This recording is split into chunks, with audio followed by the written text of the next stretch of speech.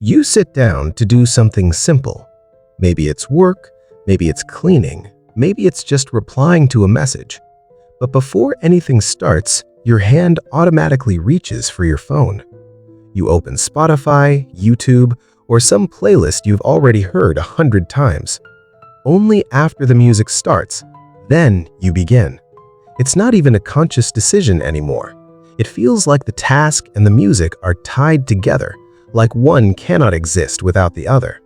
People who need music to do everything don't just enjoy music, they rely on it. Notice the pattern closely. They don't start working in silence. They don't walk without headphones.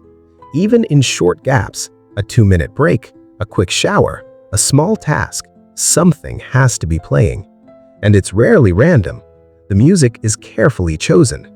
Calm music when they feel overwhelmed.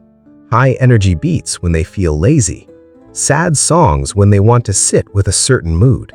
It's not just background noise, it's regulation. And if the music stops unexpectedly, something feels off.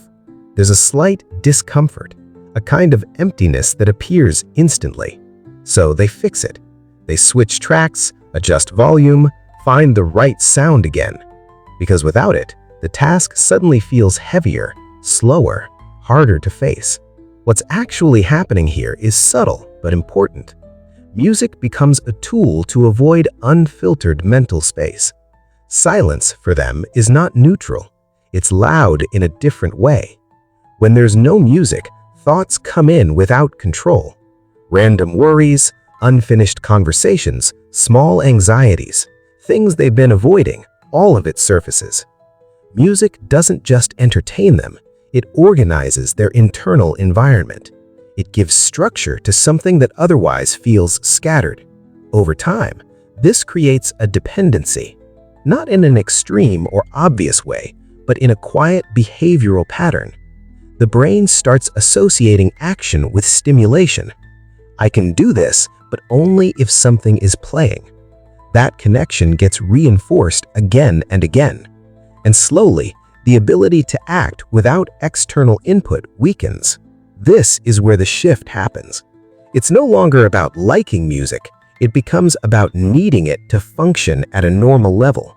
Without it, focus drops faster. Tasks feel more boring than they actually are.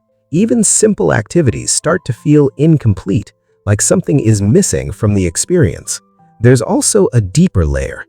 Music allows emotional control without direct confrontation. Instead of sitting with a feeling and understanding it, they adjust it. Feeling low, play something uplifting. Feeling restless, play something intense. It works, temporarily, but it also trains the mind to move around emotions instead of through them. The consequence isn't dramatic, but it's consistent. Attention becomes fragmented. Silence feels unfamiliar, and moments that could have been clear and present start getting filled automatically.